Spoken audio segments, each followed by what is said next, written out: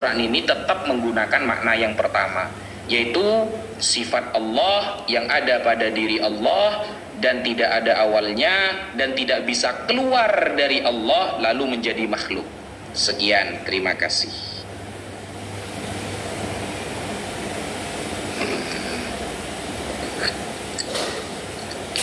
Menang. Wah, menang sih Ustadz ini, tembak di akhir dia.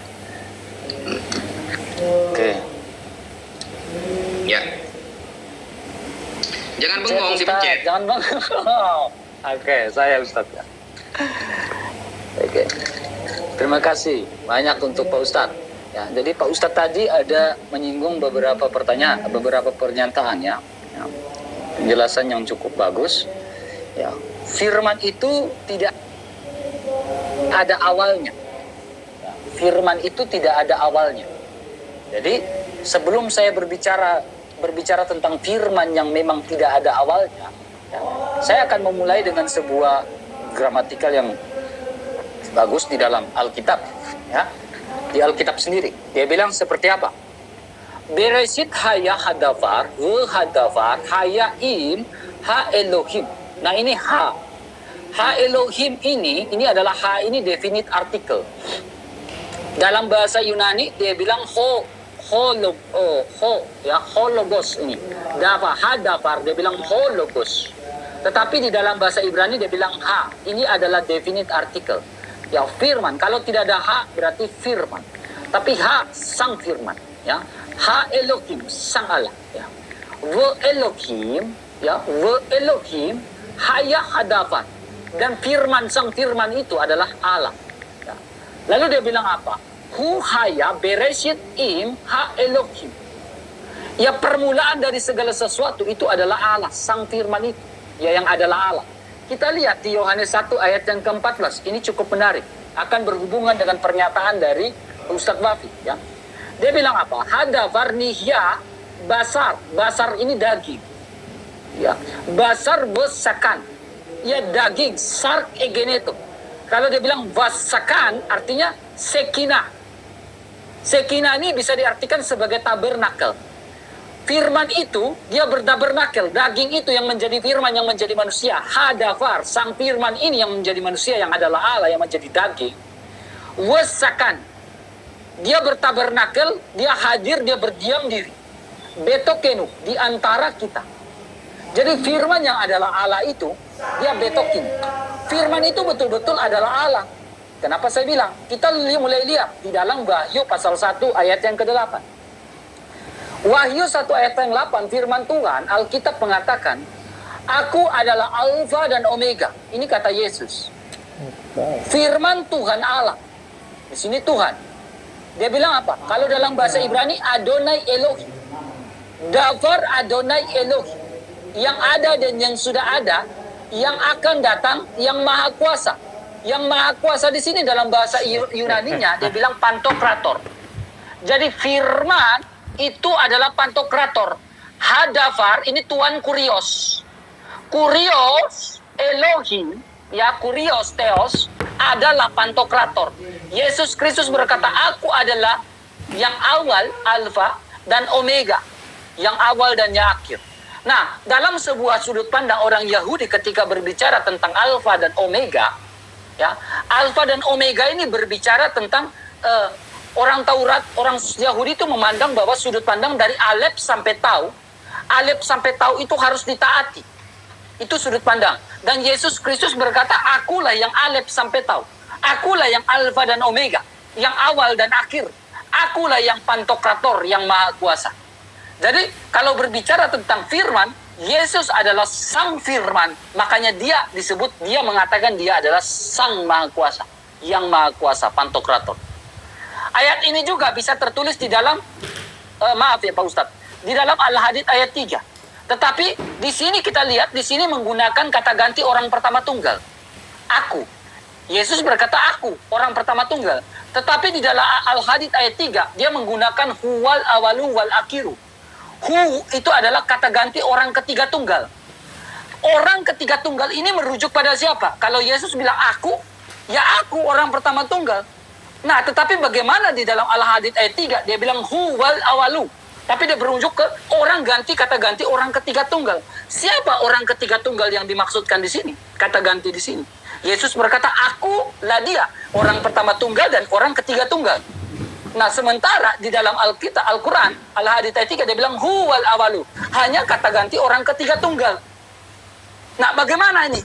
Nah, kemudian, poin kedua adalah bedanya firman dari Jibril, ya. Dari malaikat Jibril, ya. Jibril. Ya, Alkitab ini adalah dicatat, ditulis oleh para rasul.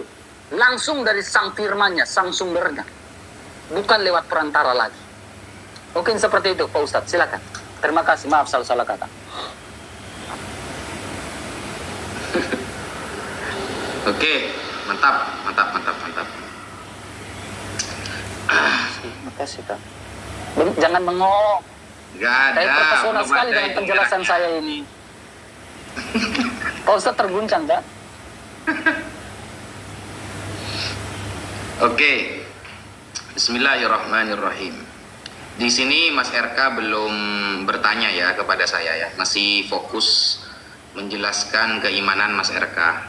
Sekarang saya memulai pertanyaan pertama Mas RK. Di dalam Yohanes 1 ayat 1. Jangan bengong ya, santai.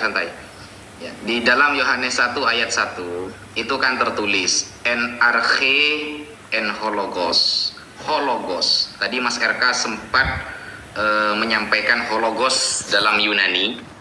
Nah, saya minta data Mas RK bahwa hologos itu benar-benar merujuk kepada Yesus.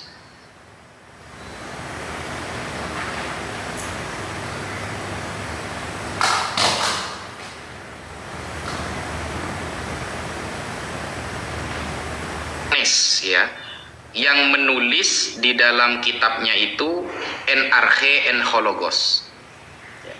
Yang lain seperti Markus, Matius, Lukas, Paulus, tidak ada satupun dari murid Yesus yang menulis en arche en hologos.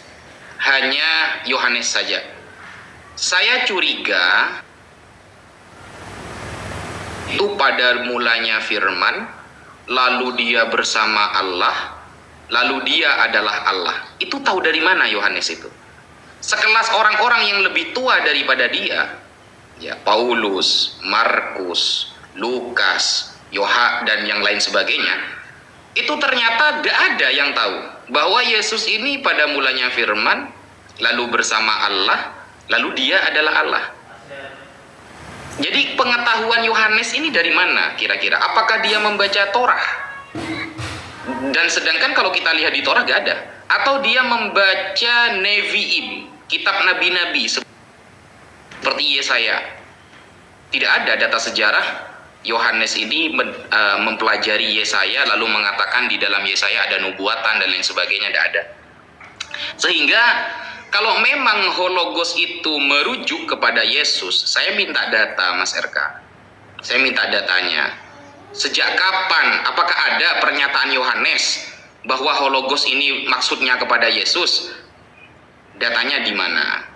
Dan itu ya, pengetahuan Yohanes mengenai pada mulanya firman, lalu bersama Allah, dan dia adalah Allah itu, Yohanes tahu dari mana?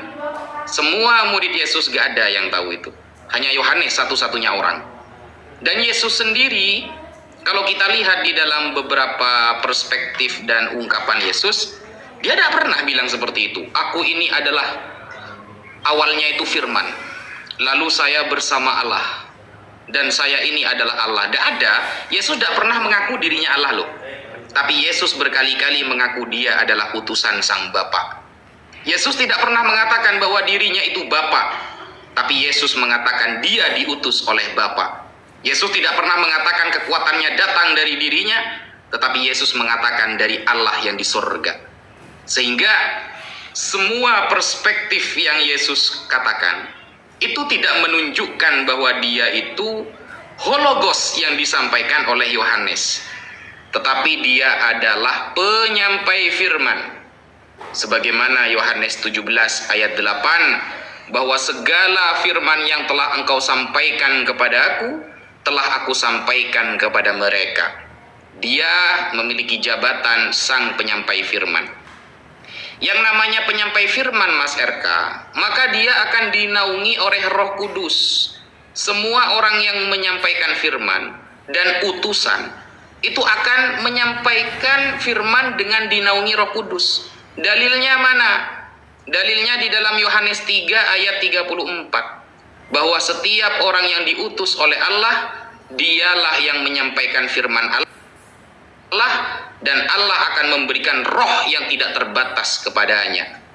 Sehingga kepemilikan Roh Kudus bukan pada Yesus, tapi semua yang menjadi utusan Allah. Terlebih Yesus sendiri dengan tenta merah mengatakan dalam Yohanes 12 ayat 49 dan 50, saudara, bahwa Yesus, aku tidak akan berkata apa-apa sebelum mendapatkan instruksi dari Sang Bapa, dan bahwa apa yang aku katakan sebagaimana yang difirmankannya kepada aku. Sekian, terima kasih saudara yang terkasih. Masya Allah, Ustadz. Masya Allah. Oh, menang saya, Ustadz. Ah, lihat ini. Ustadz mulai kalah. Jangan grogi, Ustadz. Sudah mulai kalah PK kamu. Kalah debat, kalah PK. Di situ, Sultan yang tadi yang awal-awal keras di mana? Udah nggak ada ya? Udah nggak ada ya? Sabar dulu, Pak Ustadz. Udah nggak ada Sultan yang tadi di awal tadi. Oh, nggak tahu saya. Saya tidak memperhatikan poin loh. Saya memperhatikan dalil Anda. Oke, siap. Terima kasih Pak Ustadz. Pak Ustadz berbicara tentang pertanyaan pertama. Saya senang ada yang bertanya seperti ini, pertanyaan-pertanyaan orang Wanes juga. Entahlah Pak Ustadz ini belajar Sabialism dari mana, Pak Ustadz ini belajar Wanes ini dari mana, sehingga pertanyaan-pertanyaan Pak Ustadz ini seperti orang-orang Wanes. Tapi semoga Pak Ustadz ini bisa menjadi Wanes suatu saat. Ya paling kurang lah bisa jadi Wanes, ya lumayan lah ya. Bisa masuk Kristen. Tapi sudah mulai merujuk ke Wanes Pak Ustadz ini. Tapi semoga mengerti. Ya, mari kita perhatikan Pak Ustadz. Ini sebuah pernyataan ya yang Pak Ustadz bawakan. Berbicara tentang NRK and Hologos, ya kan? Nah, poin pertama, kalau kita berbicara tentang Hologos, nih Hologos ini bukan berbicara saja Yesus berbicara logos. Paulus juga logos. Paulus juga hologos. Pak Ustadz juga ketika berbicara disebut hologos. Pasti dikatakan hologos Pak Ustadz ini. Contohnya saya ketik nih Pak Ustadz. Nah, Pak Ustadz dikatakan hologos. Rasul Paulus juga dikatakan hologos. Nih, 1 Korintus 14 ayat 36. Rasul Paulus pun hologos. Tapi yang menjadi perbedaan hologosnya Rasul Paulus itu apa ini? Dia bilang apa? Hologos. Ya, was it from. Nah, tetapi yang menjadi perbedaannya apa? Paulus tidak ada berbicara tentang dia itu adalah NRK. Ada sebuah keterangan dalam Yohanes 1 ayat 1, NRK. Paulus bukanlah hologos yang merujuk pada NRKN. Pak Ustadz bukanlah sebuah NRK. Pak Ustadz hologos juga ketika berbicara, tetapi bukan NRK. Itu yang membedakan hologosnya Pak Ustadz dengan hologosnya Yesus Kristus. Yesus Kristus adalah hologos karena dia adalah NRK. Berbicara NRK itu bukan berbicara permulaan saja, tetapi berbicara NRK itu juga berbicara tentang kekuatan dan kekuasaan arke. Nah, sehingga kekuasaan itu, permulaan itu diterjemahkan dalam bahasa Ibrani, dia bilang Bereshit, merujuk pada Kejadian 1 ayat 1. Kekuatan dari Allah, dia bicara tentang Bereshit. Kekuatan tentang Allah, Bereshit bara Elohim. Dan Yesus Kristus adalah Sang Firman yang menjadikan segala sesuatu. Firman Allah lah yang menjadikan segala sesuatu. Makanya ada hologos hadavar. Siapa Yesus Kristus? Hadavar. Karena dia adalah Bereshit, permulaan dari segala sesuatu. Nah, berhubungan dengan Wahyu 3 ayat yang ke-14 itu. Permulaan dari segala sesuatu. Kekuatan dari segala sesuatu. Nah, di mana pertanyaan Pak Ustadz? Di mana pernyataan dari Yesus yang mengatakan bahwa Yesus itu adalah Tuhan? Yeremia, contohnya, 11 ayat 5. Sehingga aku dapat menepati sumpahku kepada nenek moyangmu, begitu pula hendaknya amin. Amin ini diterjemahkan sebagai so be it, O Lord. Amin ini artinya sesungguhnya. Dalam pernyataan-pernyataan Yesus di dalam perjanjian baru, dia sering memunculkan kata depannya dengan sebutan sesungguhnya aku berkata kepadamu. Karena dia adalah sang amin. Makanya dia bilang sesungguhnya, sesungguhnya, sesungguhnya. Karena amin ini artinya sesungguhnya. Yesus adalah sang amin. Nah, itu poin pertama. Poin kedua, pertanyaan dari Pak Ustadz adalah terkait dengan dari mana Yesus Kristus tahu tentang hal itu semua. Yohanes tahu tentang hal itu semua. Yohanes ini juga termasuk menuliskan kitab Wahyu ya. Nah, mari kita lihat. Amsal pasal 30 ayat yang ketiga. Siapakah yang naik ke surga lalu turun dan siapakah yang mengumpulkan semuanya? Di ayat yang kini dia berbicara tentang apa nih? Bahwa dia ini adalah Kodasim yang maha kudus. Berbicara dia ini adalah anak manusia. Nih, anak manusia. Engkau tentu tahu siapa namanya, siapa nama anaknya. Berbicara tentang putra tunggal Allah. Nah, siapakah yang naik ke surga lalu dia turun? Di sini berbicara. Rasul Yohanes tahu dari mana nih? Tahu dari sini. Yesus Kristus berkata, tidak seorang pun yang telah naik ke surga selain daripada dia yang turun. Yesus Kristus turun ke surga, lalu naik ke surga, bangkit dari hari kematian. Di sini dia berbicara tentang naik ke surga. Nih, siapakah yang naik ke surga dalam Amsal nih? Lalu turun. Yesus Kristus bilang, siapakah dia? Dia adalah anak manusia. Pak Ustadz tolong jawab tentang huwal awalu. Kenapa dia merujuk pada orang ketiga tunggal? Tolong jawab itu dulu. Ya, supaya kita dua arahnya enak. Ya, terima kasih. Sekian. Makasih ke Abang Alex. Aduh, kalah Pak Ustadz kan? Keras nih Ustadz nih. Oke. Ayo dipencet, jangan bengong. Jangan bengong Pak Ustadz. Cobalah baca hadis-hadis itu. Menarik loh. Ya, silakan. Oke, bismillahirrahmanirrahim. Pertanyaan pertama, itu ada satu pertanyaan cuma ya dari Mas RK ya. Mengenai di dalam surah Al-Hadid, Allah berfirman, huwal awwal wal akhir wal zahir wal batin. Di sana ada kata huwa. Nah, huwa itu isim domir, kata ganti. Kata ganti huwa ini adalah kata ganti orang ketiga. Dia, kalau dalam bahasa Indonesianya itu dia. Huwa, dia. Al-awwalu, yang maha awal, yang tidak ada awalnya. La awwalalahu. Dan dia al-akhiru, yang maha akhir. Maksudnya itu adalah yang tidak ada akhirnya. Ini saya kasih referensi.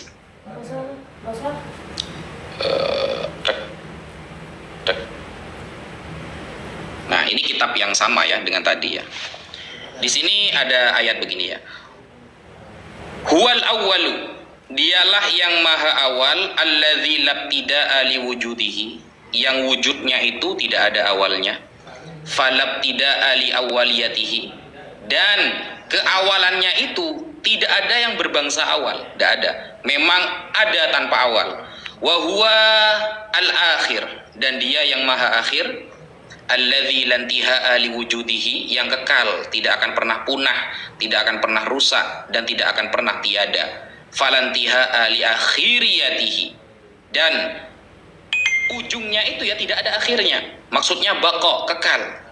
Nah, huwa ya, kata huwa ini teman-teman, ini kan domir munfasil. Kalau kita artikan secara Indonesia itu artinya dia. Nah, dia ini adalah isim domir yang merujuk maknanya kepada Allah. Karena kalau ini merujuk kepada selain Allah tidak pantas. Tidak ada di dalam dunia dan cakrawala ini yang memiliki sifat al-awwal wal akhir kecuali hanya Allah. Makanya menggunakan kata dia. Dan gunanya isim domir ini agar tidak usah menyebutkan lagi berulang kata. Contoh, di depan Allah sudah disebutkan, Allahu la ilaha illa huwar rahmanur rahim. Allahnya sudah ada di awal. Jadi tidak perlu disebutkan Allah lagi. Allah itu pemborosan kata. Sehingga di dalam ilmu nahwu shorof, gramatikal Arab, itu ada kata ganti, namanya huwa. Ketika Allah sang maha pengasih dan maha penyayang, maka cukup menggunakan kata ganti huwa, dan dia al-awwalu, yang maha awal, maksudnya alladzi labtida'a liwujudih. Tidak ada permulaan dalam wujudnya. Seperti itu. Kalau disebutkan Allah saja, saya tadi bermain di rumah Mas RK, lalu Mas RK pulang ke rumah tetangga, lalu Mas RK, masa Mas RK semuanya? Itu pemborosan kata. Makanya di dalam ilmu nahwu shorof ada istilahnya kata ganti, sehingga cukup menggunakan dia. Mas RK pergi ke pasar, kemudian dia mengikuti pamannya pergi ke masjid. Nah, pakai dia, bukan Mas RK seperti itu terus gitu ya. Dan ada pertanyaan dari saya Mas RK. Untuk pertanyaan yang tadi kan belum terjawab ya. Saya bertanya begini Mas RK. Yohanes tahu dari siapa? Membaca apa Yohanes itu? Kok tahu kalau Yesus itu pada mulanya firman, firman bersama Allah, firman adalah Allah? Tahu dari mana Yohanes itu? Karena semua murid Yesus gak ada yang tahu. Cuma Yohanes saja yang menulis seperti itu. Itu belum dijawab. Referensinya Yohanes itu dari apa? Kemudian Mas RK tadi mengatakan sesuatu yang dimulai dengan definite artikel ho, logos, maka dia maksudnya adalah Yesus. Kalau seperti itu standarnya Mas RK, berarti di dalam Markus 4 nomor 15 dikatakan, lalu iblis datang dan mengambil firman yang baru. Jadi iblis datang mengambil firman yang baru, lalu ditaburkan kepada mereka.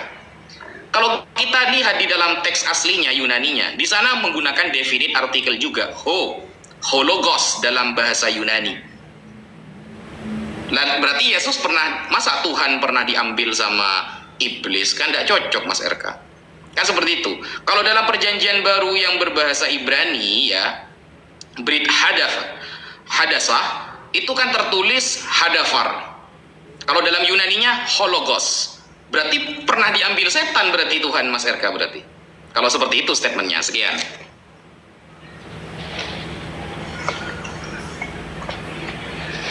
Terima kasih Pak Ustadz ya. Oke. Mantap pertanyaannya. Firman. Oke, siap. Paham? Jangan pura-pura bingung, langsung mencet. Enggak, saya nggak bingung. Saya lagi buka data biar Pak Ustadz ini dapat hidayah. Ya, saya lagi buka data. Oke. Terima kasih Pak Ustadz. Jadi saya akan berbicara dari mana Yohanes tahu. Ya, Yohanes berbicara, Alkitab itu berbicara tentang Yohanes. Poin pertama, rasul-rasul itu melihat apa yang dilakukan oleh Yesus Kristus, membangkitkan orang mati. Jadi semua melihat, membuat orang buta itu bisa melihat. Bukan ketika orang buta datang, dia memalingkan muka dan berwajah masam. Yesus tidak gitu. Yesus menyembuhkan orang buta. Dan dia tidak pernah berwajah masam dengan orang buta. Ketika orang buta itu bilang, Hosana anak Daud, selamatkanlah kami. Orang buta itu tahu dengan pasti, makanya dia menyebut Hosana, karena Yesus Kristus adalah Mesias. Makanya bilang Hosana, Hosana. Nah, sekarang dari mana Yohanes bisa mengetahui seperti itu? Karena Yesus Kristus adalah Sang Firman. Karena segala sesuatu yang dinubuatkan di dalam perjanjian lama tentang siapa Yesus Kristus terjawab, tergenapi di dalam Yesus Kristus. Dan Yohanes mengetahui bahwa Yesus Kristus adalah Mesias yang melakukan segala perkara-perkara. Mujizat-mujizat yang dilakukan itu adalah menunjukkan bahwa dia adalah Mesias. Sampai pada dia mati di atas kayu salib. Dia bangkit pada hari ketiga, menunjukkan bahwa dia itu adalah Mesias. Nah, kita bisa lihat. Perhatikan baik-baik. Siapakah yang naik ke surga lalu turun? Ini dalam Amsal. Jadi, ini adalah ilham Roh Kudus. Ya. Lalu berkata kepada mereka, ini dalam perjanjian baru. Kamu berasal dari bawah, aku dari atas. Kamu dari dunia ini, aku bukan dari dunia ini. Kata Yesus. Yesus dari atas, dan Yohanes mengetahui itu. Karena ditunjukkan dengan sifat wajib yang dimiliki. Yesus Kristus tidak berdosa. Siapakah yang bisa membuktikan bahwa Yesus berdosa? Sehingga Yohanes mengetahui lalu menuliskan bahwa dia adalah hologos, dia adalah Mesias itu sendiri. Nah, itu saya jawab. Nah, sekarang saya mulai berbicara. Pak Ustadz berbicara di dalam Markus ya. Orang-orang yang di pinggir jalan tempat firman itu ditaburkan, ya. Ialah mereka yang mendengarkan firman. Lalu datanglah iblis dan mengambil firman itu, ya, yang baru ditaburkan di dalam mereka. Nah, Firman di sini diterjemahkan apa di sini? Diterjemahkan seperti ini. Hotoi de eisen ho paraten. Hodon ho posperte. Hologos kai hotan. Ya. Nah, hologos di sini bukan berarti diambil. Tuhan memberikan sebuah perumpamaan di sini, Pak Ustadz. Perumpamaan di sini maksudnya apa? Bahwa firman itu bukan ditaburkan di pinggir jalan, di semak belukar. Ya, jadi ketika kau menerima Yesus Kristus sebagai sang firman, jangan kau hanya suam-suam kuku. Itu maksudnya, karena di situ berbicara perumpamaan. Bukan berbicara di situ adalah sang firman, bukan yang lain. Tapi di situ mengacu pada perumpamaan. Ada perumpamaan tentang menabur di semak berduri, ada menabur di mana? Di pinggir jalan. Supaya ketika kau menerima Yesus, tidak suam-suam kuku. Akhirnya menerima, murtad lagi. Menerima, murtad lagi. Bukan gitu. Itu yang kau menabur di pinggir jalan. Diambil kebahagiaan firman itu dalam hatimu. Bukan berarti pribadi itu diambil. Bukan. Nah, sekarang pertanyaan saya untuk Pak Ustadz. Pak Ustadz berbicara tentang huwal awalu wal akhiru. Nah, ada juga, itu kata ganti orang ketiga. Bagaimana dengan pernyataan di dalam Al-Quran? Al-Quran itu ada mengucapkan kata kami. Kami, itu kan ada. Ya, kalikuna kalau nggak salah dalam bahasa Arabnya, kalau nggak salah. Kalau tidak, kalau ini bisa diperbaiki. Ya, kami ini kan plural. Itu kan kata ganti juga, orang pertama jamak.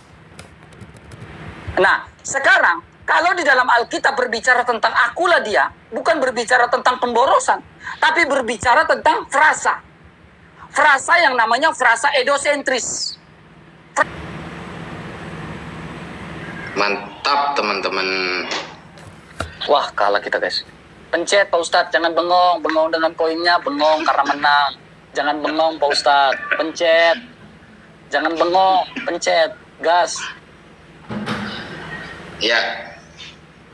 Bismillahirrahmanirrahim. Pertanyaan saya tadi dijawab oleh Mas RK, teman-teman. Ini saya ulangi jawabannya ya. Saya kan nanya begini ya. Saya itu nanya begini. Yohanes itu tahu dari siapa kalau Yesus itu pada mulanya firman, firman bersama Allah, lalu firman adalah Allah. Mas RK ini punya dua jawaban yang berbeda sebenarnya. Di awal yang dan di akhir itu gak sama, teman-teman. Yang pertama dia jawab begini.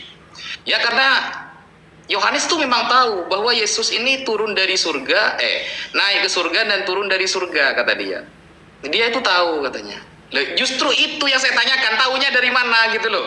Kok bisa? Dan ini disaksikan para rasul. Kalau disaksikan para rasul, seharusnya hal-hal yang momen seperti itu ditulis. Ternyata buktinya hanya Yohanes yang nulis itu. Dan yang lain tidak pernah dalam fakta sejarah, Mas RK ya. Dalam fakta sejarah, Markus, Yohanes, Lukas, kemudian Paulus menceritakan tentang momen seperti itu. Gak ada. Cuma Yohanes saja. Gitu loh. Sehingga seolah-olah itu hanya pengakuan pribadi dia, gak ada referensi dia. Kalau dia, lalu Mas Eka yang kedua bilangnya dinaungi Roh Kudus. Karena di Amsal diceritakan bahwa Yesus beginilah, begitulah ya. Hikmat Salomo itu ya. Di Amsal 20 ya, yang dibawa oleh Mas Eka. Ada tak referensi bahwa Yohanes itu pernah mempelajari Amsal? Kan tidak ada gitu loh. Yang saya tanyakan itu referensinya Yohanes gitu loh. Yang saya tanyakan itu referensinya Yohanes. Kalau dia tahu sendiri, dia kan tahu sendiri, dia melihat sendiri.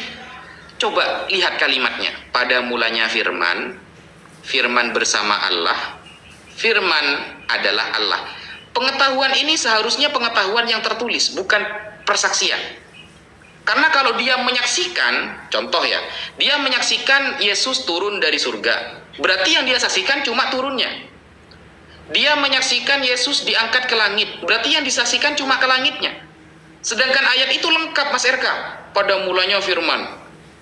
Lalu bersama-sama Allah. Kemudian dia adalah Allah. Nah, kok lengkap banget gitu loh.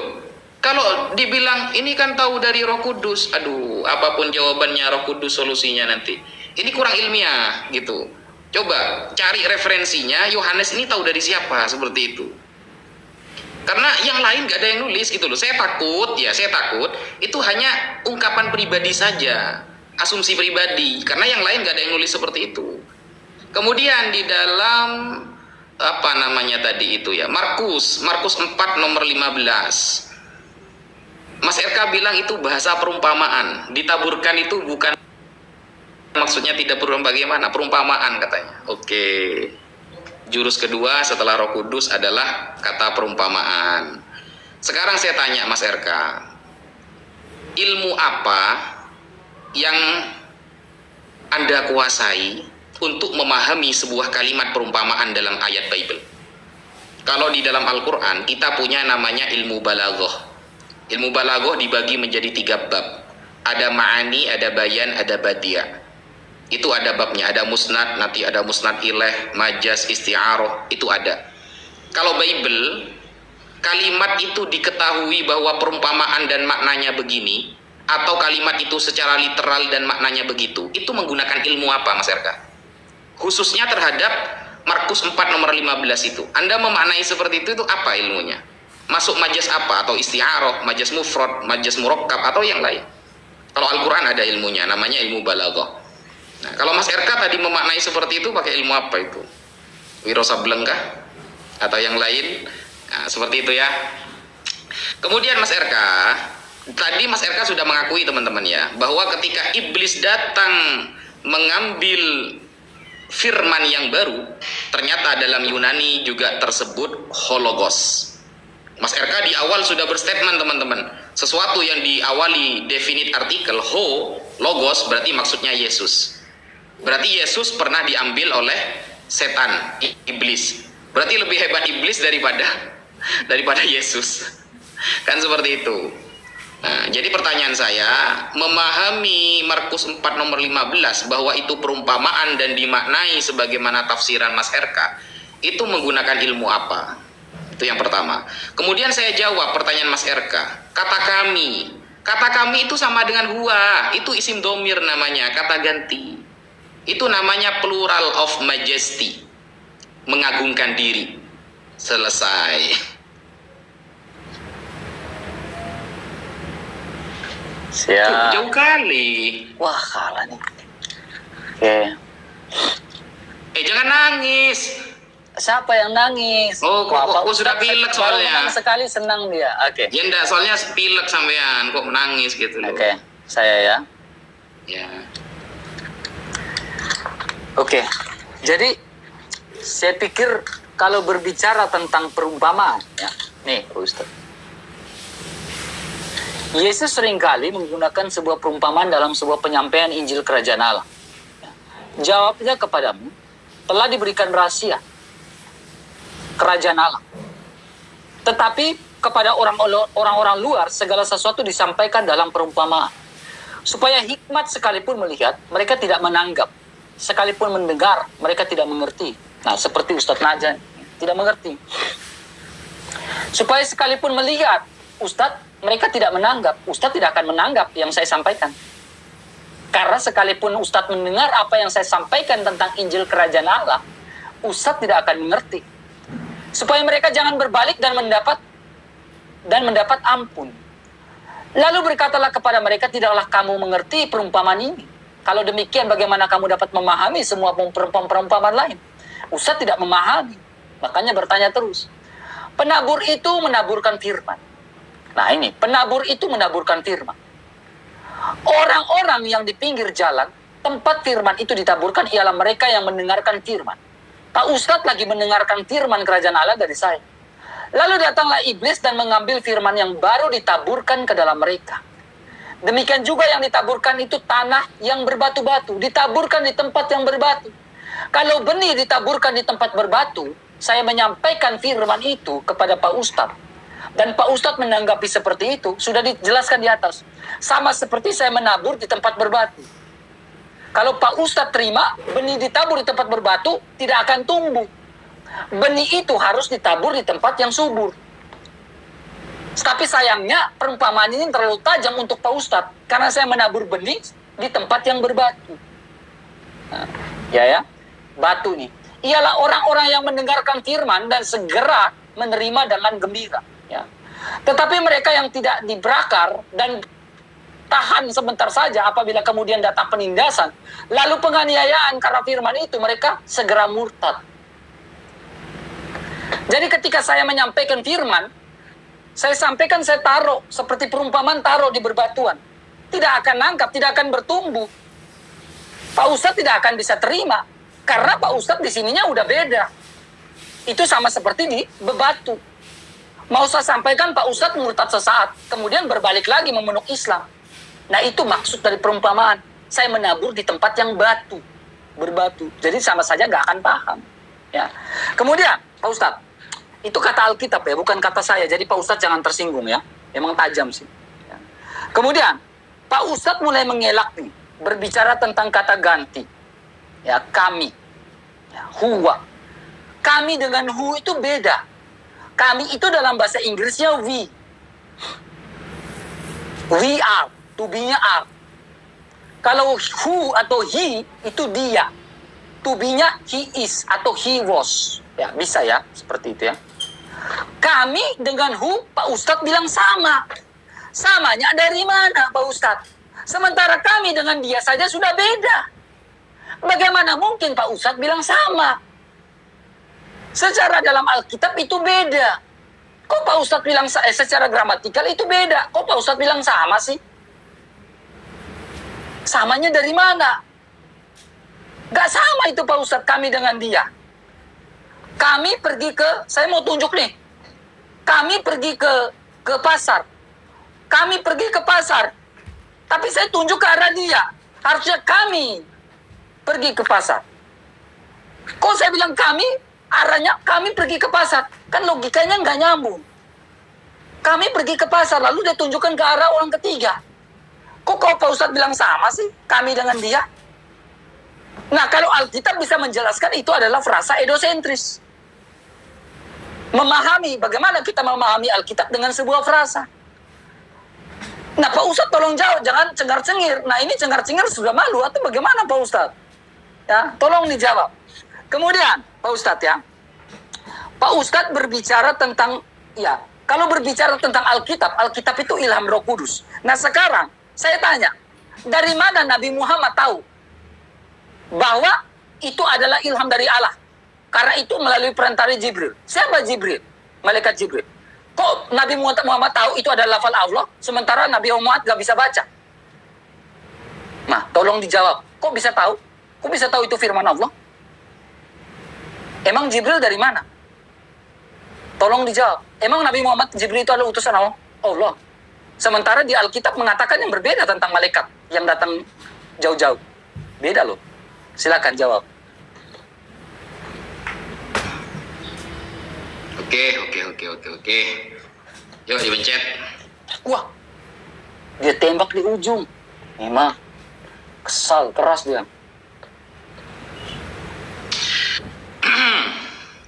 Antara huwa dengan na. Apanya yang sama? Beda. Kalau maknanya ya beda Mas RK. Maknanya beda. Huwa itu artinya dia, na itu artinya kami. Kata saya itu, sama itu, na dan huwa, sama-sama isim domir. Di dalam bahasa Arab, isim domir itu kata ganti. Domir itu dibagi menjadi dua. Ada domir muttasil, ada domir munfasil. Yang munfasil, huwa huma hum, hiya huma hunna, anta antuma antum, anti antuma antunna, ana nahnu. Kalau domir muttasil, huhuma hum ha huma hunna, kakumakum kikumakunna, yana. Na dan huwa sama-sama kata ganti. Di awal kan Mas RK bertanya, kalau huwa itu dijadikan dalil bukan kata pemborosan, menggunakan kata ganti, lalu bagaimana dengan kata kami? Itu kan pemborosan katanya. Loh, sama-sama isim domir itu, sama-sama kata ganti, berarti membuang pemborosan. Seharusnya innallaha ma'as sabirin, pakai Allah disebutkan nama. Kalau menggunakan kata ganti, sesungguhnya kami, dia, mereka, kamu, saya, itu kata ganti namanya dalam bahasa Arab, isim domir. Justru adanya isim domir itu agar tidak ada pemborosan kata Mas RK, gitu loh. Nabi Nuh aja menggunakan kata kami di dalam Al-Quran. Dan Mas RK begini, Mas RK paham gak sih sama pertanyaan saya sebenarnya? Saya belum menemukan jawaban yang pas loh. Referensi dari Yohanes mengetahui bahwa Yesus itu pada mulanya firman, firman bersama Allah, firman adalah Allah. Kenapa? Itu ketika Mas RK menjawab, oh ini disaksikan. Kalau disaksikan berarti satu kejadian, Mas RK. Kalau disaksikan berarti satu kejadian, entah Yesus yang terangkat ke langit atau yang turun ke langit. Tapi kalau sampai mengatakan pada mulanya firman bersama Allah dan dia adalah Allah. Padahal Yesus sendiri mengatakan dalam Yohanes 8 nomor 55, ditulis ya. Yohanes 8 nomor 55, Yesus dengan tegas mengatakan, padahal kamu tidak mengenal dia. Kalian tidak ada yang mengenal dia. Hanya aku yang mengenal dia. Dan aku menuruti firman-Nya, kata Yesus. Aku menuruti firman-Nya dengan tinta merah. Yohanes 8 nomor 55. Yesus secara tegas bahwa kalian tidak ada yang mengenal dia.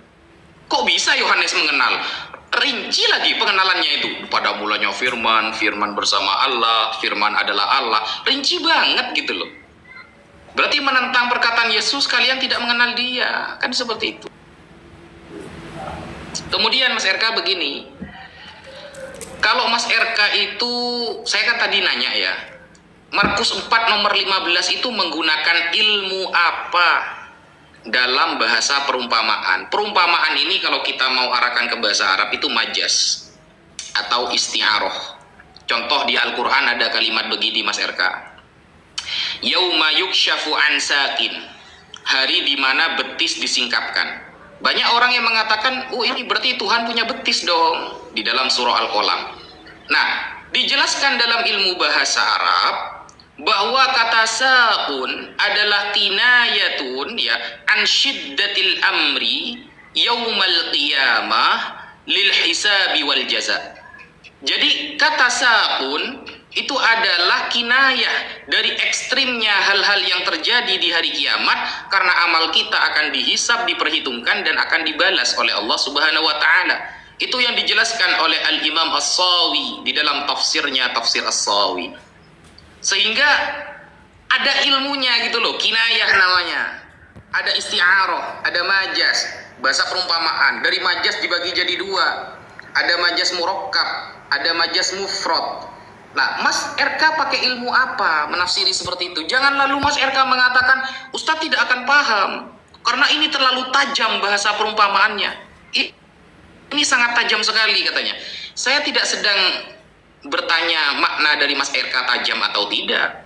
Saya sedang bertanya sampean menggunakan ilmu apa dalam menerjemah Markus 4 nomor 15. Ilmunya apa? Dalam perumpamaan itu memahami sebuah perumpamaan dalam Bible itu apa ilmunya gitu loh. Dia selamat datang di kebenaran. Apa sih kebenaran? Kamu kena ban itu. Padahal saya gak ngapa-ngapain loh. Iya, kamu kena ban ini. Peringatan di saya. Oh, tadi ada peringatan begini, peringatan pembatasan usia. Jadi ya, dikira sama TikTok, saya ini masih muda gitu. Aduh, kasihan Mas RK. Enggak, kamu ini. Oke, gas, gak apa-apa. Memang gak ngerokok ya? Jangan pusing, jangan pusing Mas RK. Itu kok bintang-bintangnya sudah terbang itu, jangan pusing. Jangan gaya kau posting apa itu cuma gift doang. Gaya kali kau pakai bintang-bintang. Kami juga bisa, belum keluar aja kami. Oke. Saya ya Pak Ustadz ya. Iya. Saya ya. Sudah, jangan nangis, dipencet aja. Jangan nangis kau Ustadz. Nah. Jadi saya juga belum menemukan jawaban dari Pak Ustadz. Kok kayak lari-lari jawabannya ini juga gitu kan. Ya, lari-lari jawabannya Pak Ustadz ini. Jadi saya juga belum menemukan jawaban. Gini ya, Pak Ustadz. Ini Al-Hadid ayat 3 ya. Di sini dia bilang dialah, dia. Dialah yang maha awal, maha akhir. Dia ini siapa? Orang ganti ketiga tunggal. Harusnya seperti Yesus dia bilang aku. Tetapi karena berbicara Al-Quran ini siapa yang tulis sih? Kok dia bilang dia? Karena di sini ada pembahasan antara Yesus dengan Yohanes. Yesus bilang aku lah. Yohanes menyebut ini dia memang aku. si aku.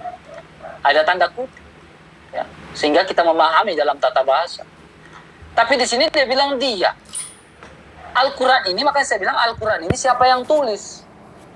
Kok dia bilang orang ganti ketiga tunggal? Siapa yang nulis Al-Quran ini sehingga dia merujuk ke arah orang ketiga? Harusnya Al-Quran bilang aku, karena Al-Quran ini firman Allah. Nah, dan malaikat Jibril sebagai perantara. Apakah malaikat Jibril yang menulis Al-Quran ini sehingga dia bilang dia menggunakan kata ganti orang ketiga tunggal? Apakah malaikat Jibril yang menyatakan dia sehingga Al-Quran ditulis? Kalau bilang Al-Quran ya aku, firman Allah, firman kekal, bakoh. Nah, kok di sini dibilang dia kata ganti? Nah, Yesus Kristus berkata, akulah dia. Ini dalam Al-Hadid. Dialah yang Maha Adil. Yesus bilang, akulah dia itu.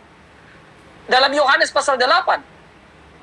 Akulah dia itu. Jika kau tidak percaya bahwa akulah dia itu, kau akan mati dalam dosamu. Jadi Yesus menggunakan kata ganti orang pertama tunggal dan kata ganti orang ketiga tunggal sebagai sebuah keterangan penekanan bahwa dia itu betul-betul si aku. Nah, tetapi di sini Pak Ustadz bilang domir dan lain-lain. Nah, di sini harusnya dia bilang akulah dia. Tapi kenapa dia bilang hanya penggunaan orang ketiga? Lalu ada kata kami lagi kalau di penggunaan Al-Quran lain-lain. Kami ini jamak. Kami ini seperti siapa sih? Allah kamu itu jamak? Atau Allah kamu itu siapa? Kalau jamak berasal dari mana itu? Kok bisa Allah kamu jamak? Ya katanya dia itu yang wahid. Ya. Wa ilahukum ilahu wahidun. Ya. Nah, kalau dia itu wahidun, dia itu satu tunggal, berarti harus menggunakan singular. Lah kenapa dia bilang wa ilahukum ilahu wahidun tetapi di situ gunakan kami? Plural. Wahid itu kan satu. Gak mungkin dua. Gak mungkin tiga. Kecuali berbicara tentang ehad. Ahad pasti akan berbicara tentang mia, duo. Ya, karena ada esmen, itu ekad. Nah, di situ dia bilang kami. Sementara dia bilang wa ilahukum ilahu wahidun. Satu, wahid. Tidak ada duanya, satu, tunggal. Only. Nah, kalau only, kenapa dia bilang kami? Nah, ini logikanya gimana? Coba jelaskan secara gramatikal.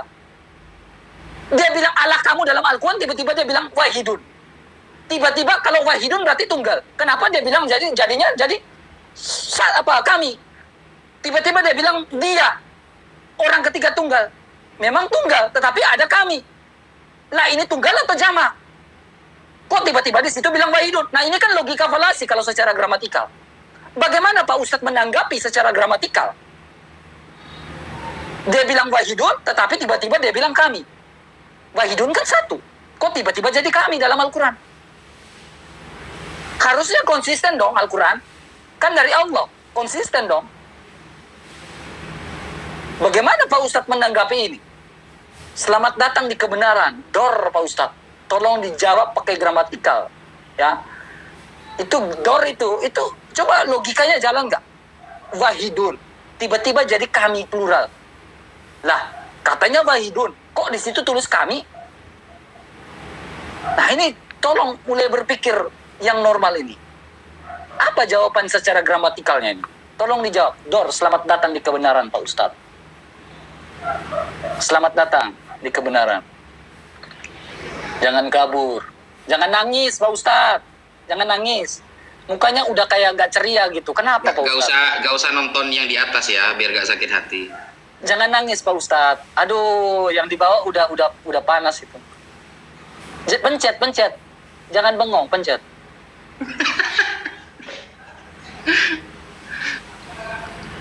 Oke. Bismillahirrahmanirrahim. Jadi begini Mas RK. Mengenai kata kami tapi maksudnya itu adalah satu orang.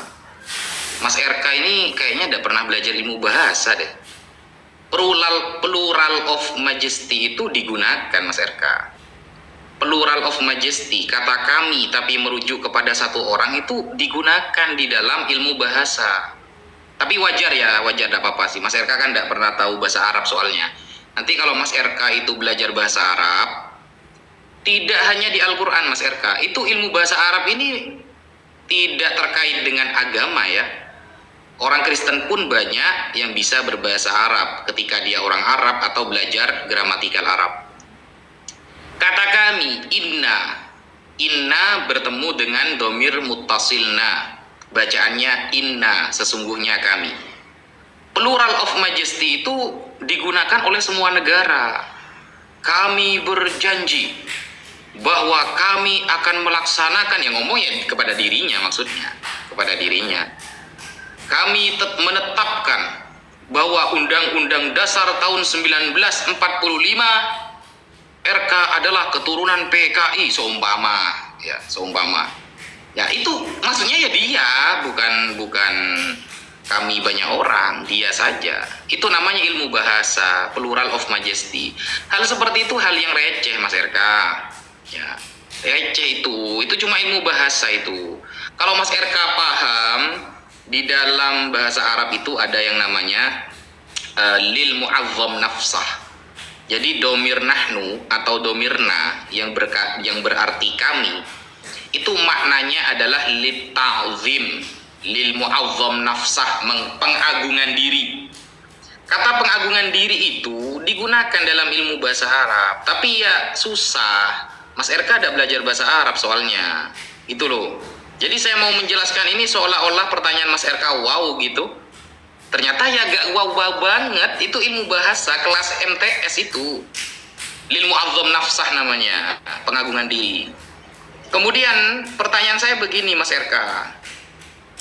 Saya belum menemukan jawaban yang pas ya. Referensi Yohanes dari mana ketika dia itu mengatakan pada mulanya firman bersama Allah dan firman adalah Allah. Karena kalau kita lihat di dalam Kisah Para Rasul 4 nomor 13, Mas RK, Petrus dan Yohanes itu dikatakan apa? Tidak terpelajar. Bayangkan, Petrus dan Yohanes adalah orang yang tidak terpelajar. Dalam bahasa Yunani itu apa? Agramatai, eisin, kai, idiotai. Idiot. Ya, idiot apa ya? Bahasa yang sopan apa ya? Jangan idiot lah. Intinya gak pinter gitulah ya. Yohanes itu orang yang gak pinter gitu.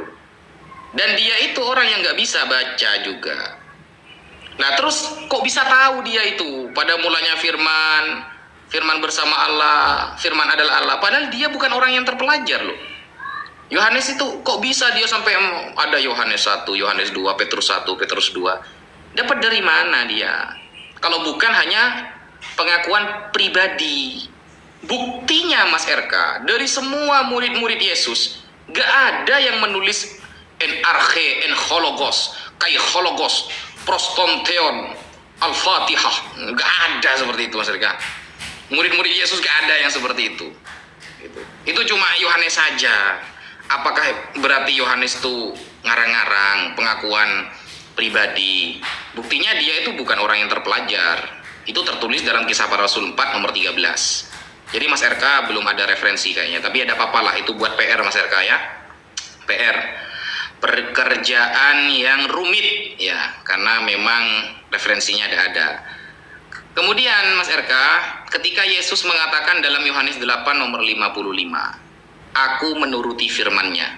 Bayangkan, Yesus adalah sang firman, disebutkan hologos. Yohanes 1 nomor 14, dia telah menjadi daging. Yohanes telah menjadi manusia. Yesus telah menjadi manusia. Ternyata di Yohanes 8 nomor 55, dia menuruti firman-Nya. Firman yang mana lagi? Katanya dia itu sudah Tuhan, sang firman yang menjelma jadi manusia. Dia masih menuruti firman-Nya. Masa Tuhan menuruti firman? Begitu. Jangan pura-pura nangis. Jangan nangis Pak Ustaz. Santai aja Mas RK. Ya Pak Ustaz. Ya. Jangan bengong, pencet. Ini Jangan bengong, pencet. Ini ada bunda saya dari Kanada kan datang. Ini kasihan sama Mas RK katanya. Udah, jangan bengong, pencet. Oke. Pak Ustadz, jangan nangis Pak Ustadz, ya. Jadi gini, saya ini kan guru ya Pak Ustadz ya. Guru yang fokus untuk mengajari orang membaca, ya. Kalau anak itu tidak bisa membaca, saya itu kasih tahan kelas Pak Ustadz. Ya. Dia tidak bisa baca, tidak bisa memahami isi bacaan. Nah, itu yang namanya, saya nggak tahu. Tapi saya tidak pernah mau bilang anak itu bodoh. Ya, yang idiot itu adalah orang yang tidak bisa membaca Pak Ustadz. Nah, itu baru dikatakan idiot. Dikatakan bodoh. Itu yang tidak bisa baca. Tetapi selagi yang bisa baca itu Pak Ustadz, itu pasti dikatakan cerdas, memahami isi bacaan. Nah, itu cerdas. Tetapi kalau yang tidak bisa baca itu yang namanya bodoh. Ketika saya bilang, Markus atau siapa? Bartolomeus, baca. Dia bilang, aku tidak bisa baca. Tapi ngotot. Nah, itu yang namanya idiot Pak Ustadz. Bodoh itu ketika saya suruh baca, dia bilang dia tidak bisa baca. Lah ngapain kau sekolah? Kalau kau datang tidak mau belajar. Nah, itu anak-anak. Saya sering ngomong kayak gitu. Kalau saya kan guru, jadi saya sering ngomong kayak gitu. Anak yang bodoh, yang ngotot, nah itu anak yang tidak bisa baca, tapi ngotot. Nah, itu saya bilang idiot.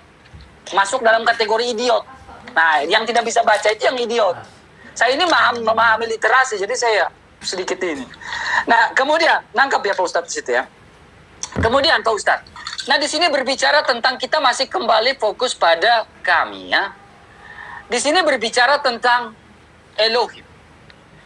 Nih, kenapa di sini im ini adalah penentu dari sebuah jamak ya.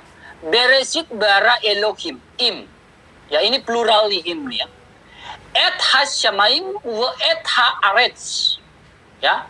Haaretz. Ini haaretz. Kenapa di sini dia bilang menggunakan im plural? Karena di sini berbicara tentang wayomer. Berfirmanlah Allah. Di sini dia berbicara tentang warwah, ya. Nah, Alkitab berbicara tentang kami karena di situ berbicara Allah menggambarkan tentang siapa dirinya, bagaimana Allah itu. Sehingga dia bilang wayomer warwah. Makanya di situ penanda im. Karena di dalam diri ada Allah, ada roh, ada firman. Makanya wayomer im Elohim, ha Elohim. Nah, tetapi bagaimana dengan Al-Quran? Pak Ustadz bilang itu ajaran anak SD. Ya udah Pak Ustadz jelaskan. Ya kan, kalau ajaran anak SD jelaskan. Wa ilahukum ilahu wahidun, wahid. Lah kenapa jadinya kami? Lah dia itu kan laisa kamislihi syai'un. Allah itu tidak serupa dengan makhluk apapun. Dia itu wahid. Dia itu tunggal. Lah kalau dia tunggal, kenapa menggunakan plural? Plural ini dari mana secara gramatikal? Nah, saya hubungkan. Kalau berbicara tentang tunggal, di sini berbicara seperti apa? Hen esmen kai, ya. Haberit ani afi ekat anaknu. Nah, di sini berbicara tentang hen dan esmen. Kalau berbicara tentang hen dan esmen, ini di sini berbicara tentang heis. Mia. Ya. Hen ini netral. Nah, kata bilangan 1, 2, 3, dan seterusnya menggunakan bentuk maskulin. Makanya menggunakan heis, duo, tres, tetares, pente, dan seterusnya. Ya. Nah, tetapi di situ dia menggunakan wahid. Kalau wahid itu kan yakit. Ya, tunggal, sebiji. Nah, kalau wahid itu tunggal dan sebiji, bagaimana penjelasan secara gramatikal? Wah, naja, kena, tidak tersambung.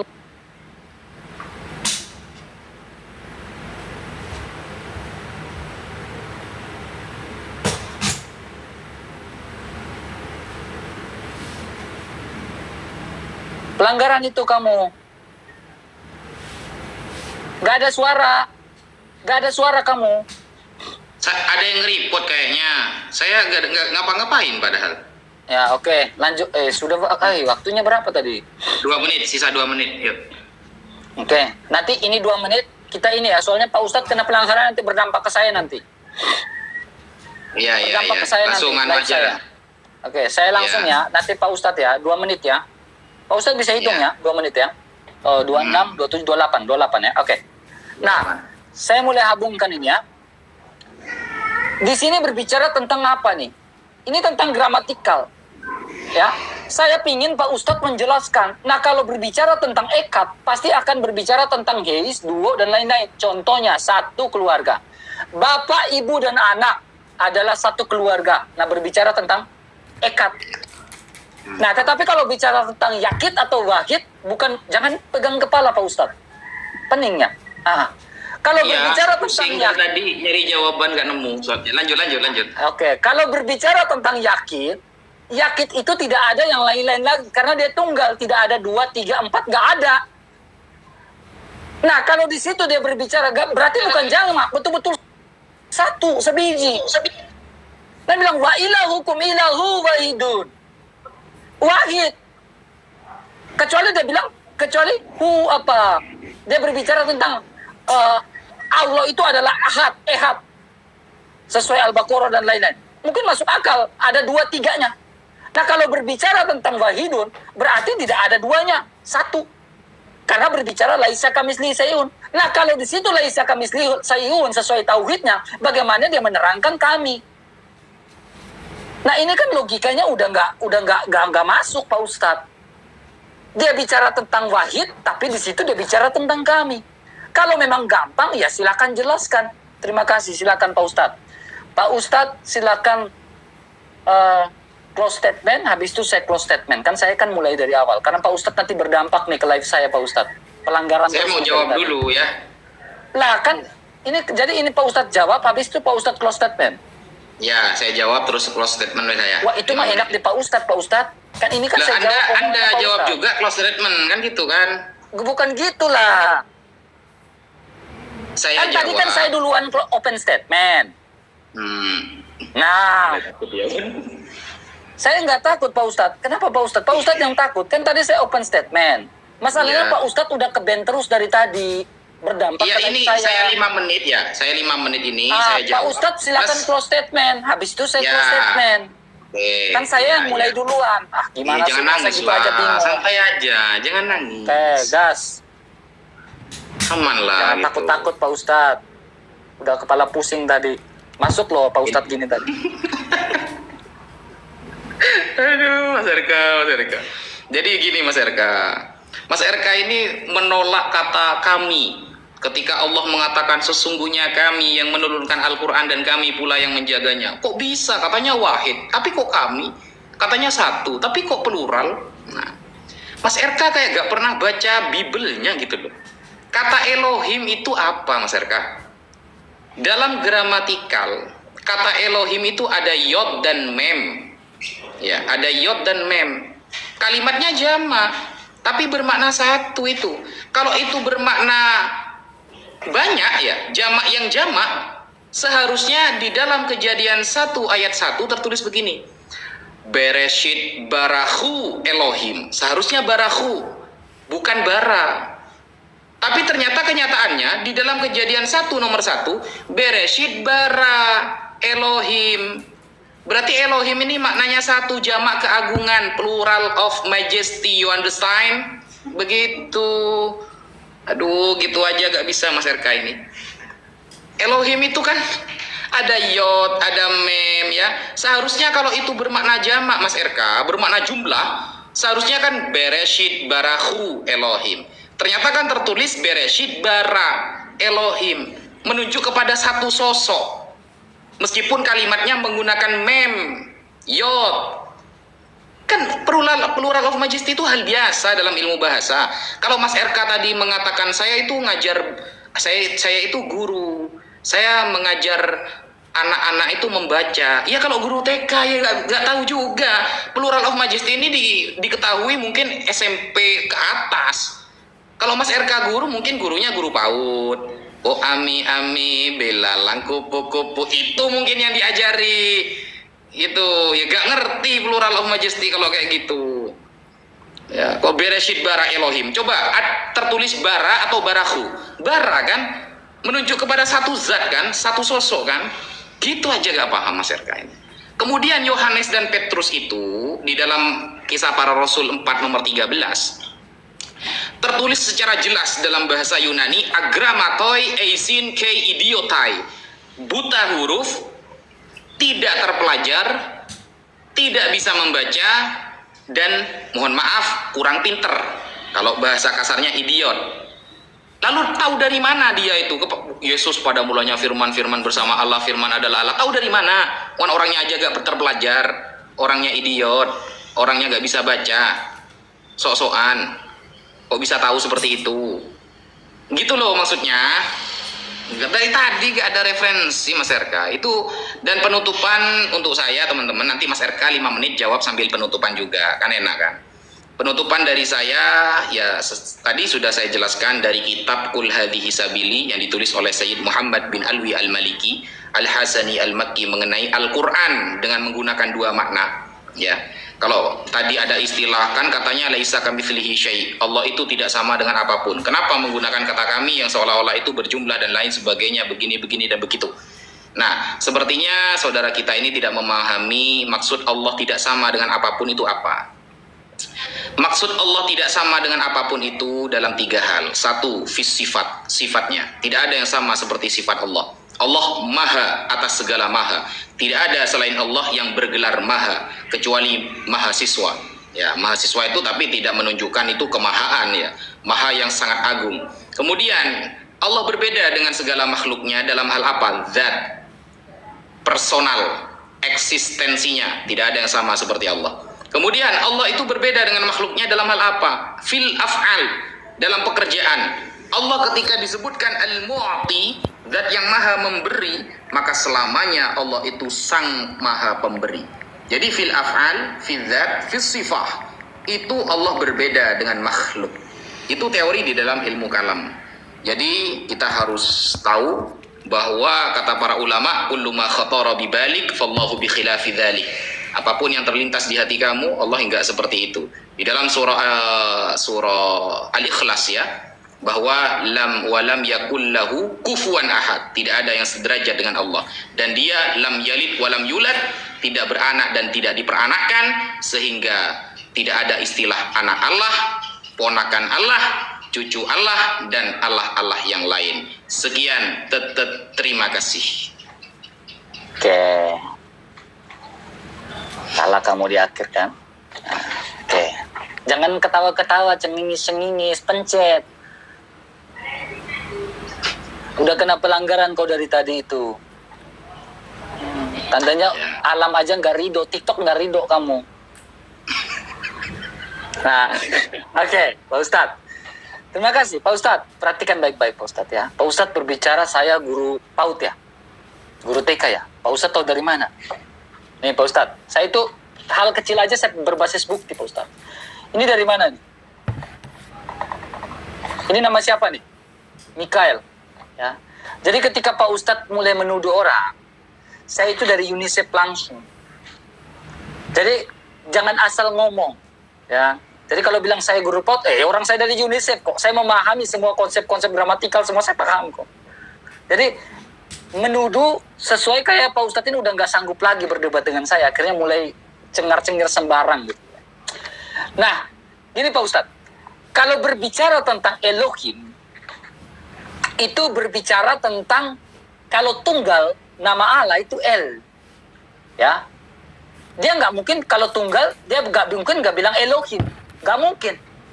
Tetapi Allah menggambarkan dirinya itu adalah Elohim dalam Kejadian 1 ayat 1. Dia tidak menggambarkan dirinya adalah El. El Adonai. Nah itu ada maksud konteksnya berbeda. Tapi kalau dia menggambarkan tentang bagaimana kebagaimanaan dia menggambarkan tentang Elohim. Kenapa? Nih, Pak Ustadz. Ini maksud saya, Pak Ustadz. Nah, Bereshit bara Elohim Alef Lamet Hei Yot Im Mem. Ini mem akhirnya gini. Ya, biar saya ajarin bahasa Ibrani biar Pak Ustadz paham. Alef Lamet Hei Yot Mem. Mem akhir. Kalau mem awal tuh gini. Ya. Jadi kalau berbicara im, kenapa di sini im? Karena di sini ada keterangan di bawah tentang wa yomer. Karena di sini ada keterangan di bawah berbicara tentang warwah. Makanya di sini dia penanda, di sini adalah im. Kalau tidak ada keterangan di mana, berarti tidak mungkin ada penanda di situ adalah im. Pasti di situ ada berbicara tentang el. Nah, sehingga kita bisa menjelaskan bagaimana Allah. Nah, bagaimana Allah di dalam Al-Quran, wa ilahukum ilahu wahidun. Pak Ustadz menjelaskan, lah itu kan kami, gini-gini, ini gini-gini. Lah, harusnya menjelaskan secara gramatikal dong. Kayak saya jelaskan secara gramatikal. Berbicara tentang heis, berarti itu merujuk pada maskulin. Mia bermujukan pada feminin. Kalau berbicara tentang heis, maskulin berarti ada duo, tres, tetares, dan lain-lain. Itu pasti ada dalam bahasa Yunani. Sementara, kalau bilang wahidun berarti satu. Berarti tidak ada heisnya, tidak ada heisnya, tidak ada duo, tidak ada tres, tidak ada tetaresnya, tidak ada. Tidak ada pantenya, tidak ada. Itu pasti pentenya tidak ada. 1, 2, 3, 4 itu tidak ada lagi. Karena di situ berbicara wahid, tunggal. Nah, kalau tunggal, kenapa di situ penjelasannya itu adalah kami? Kalau Alkitab penjelasan kami jelas bagaimana Allah ada wayomer waruah, sehingga penanda di situ adalah im, bentuk plural. Lah kalau wahid, kenapa jadi plural? Tunggal, satu, kok jadi tunggal? Nah, ini kan logika falasi. Nah, tapi nggak apa-apa. Pak Ustadz sudah sampai pegang kepala, itu nggak apa-apa. Berarti saya udah merasa bahwa Pak Ustadz sudah tidak, saya framing, nggak apa-apa. Udah nggak sanggup diskusi dengan saya. Sampai dia pegang kepala itu, kasihan teman-teman. Ya, kasihan. Nanti ada rekotannya teman-teman. Saya bisa edit nanti. Jadi Pak Ustadz kalau udah sampai pegang kepala, kita juga harus menghargai Pak Ustadz, teman-teman. Jangan sampai dia paramex, jangan sampai dia bodrex. Kasihan teman-teman, dia udah nggak sanggup berpikir. Ya, masalah ini dia udah nggak sanggup. Jadi kita perlu menghargai Pak Ustadz. Tetapi terima kasih banyak Pak Ustadz. Nah, inilah diskusi yang saya senang, saya sukai dari Pak Ustadz Wafi dan juga Nandar, ya saya senang. Ya, kalau mau berdiskusi, berdialog, ya jangan seperti kayak siapa namanya itu, CCI itu. Nah, itu jangan seperti kayak gitu, ya. Kalau dia memahami Unang Soleh. Ya, Unang Soleh. Kalau dia memahami hadisnya, ya kita senang dia menjalankan hadisnya, dia menjelaskan hadisnya, dia menjelaskan Al-Qur'annya. Kita senang mendengarkan edukasi. Oh, ini Al-Quran ternyata gini ya, Islam ternyata gini ya. Ya. Tetapi menjelaskan kitab orang tapi tidak mau menjelaskan kitab sendiri, bagi saya itu nggak fair. Tetapi saya apresiasi buat Pak Ustadz Wafi, pertahankanlah diskusi seperti ini. Ya, kita ketawa-ketawa meskipun ada kepanasan. Pak Ustadz sampai pusing lawan saya, ya udah nggak apa-apa Pak Ustadz ya. Terima kasih. Wabillahi taufik wal hidayah buat Pak Ustadz dan kita semua.